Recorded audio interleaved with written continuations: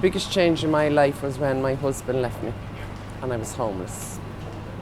And I was living in the women's refugees, and then I got a little place, and then I found Ruby and I have a little flat in Kevin Street, and I love it. The biggest change in my life was probably having a child, becoming a mother. I'm not too sure how well I dealt with the whole thing. It was a massive shock to the system, and it took probably the first year to get used to a whole new way of life, yeah. Probably my dad had cancer a couple of times, back in 2001 and 2003.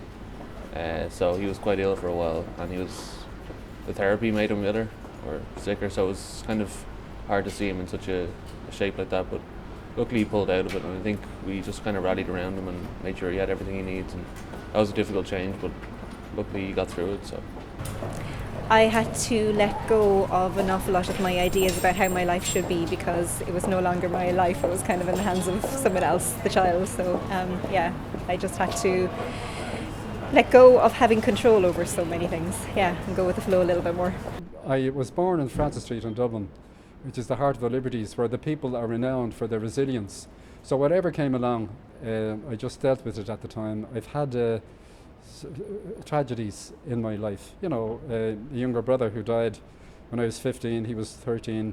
He died on Christmas Eve, and he was buried on Stephen's Day. Frightful. One of 11 at the time. I never forget the chaos and the dismay, the grief. But I remember my father and mother, who were both from Francis Street, embracing, you know, just in the middle of all that, and it gave me heart. So that's the way I take life now. I've never met a problem that got me down completely. I've lost night's sleep, and I've had my worries, still have, but I'm physically and mentally able to deal with them, so I just get on with it. The loss of a person, and I'm not dealing with it very well, but I'm trying. So I guess the way I deal with it is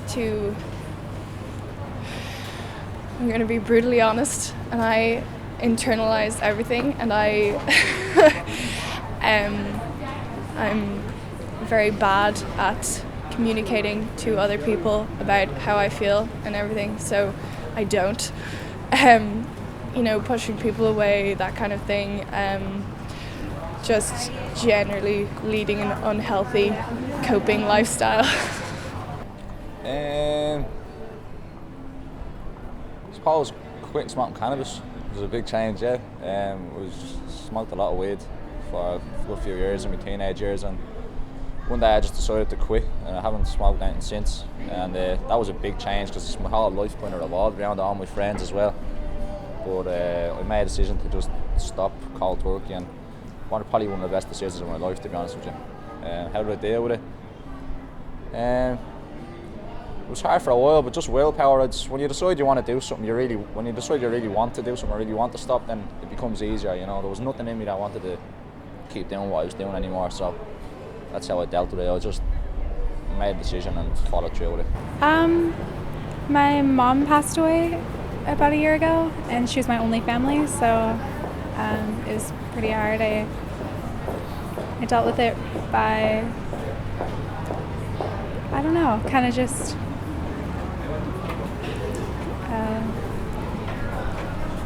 I don't know. I moved here. I guess I took more chances afterwards, trying to kind of,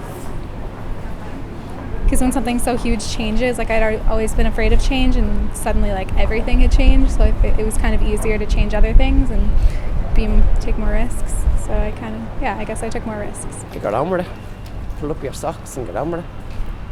Life, you know, as I say, life is too short, love. You just get on with it. There's other people out there worse off than me. Wouldn't have a roof to go home to tonight, sleeping in corners. I have a roof over my head. I've done that for a long time. Took cookie I am. You wouldn't want to bring me home for Christmas anyway and put me in the oven.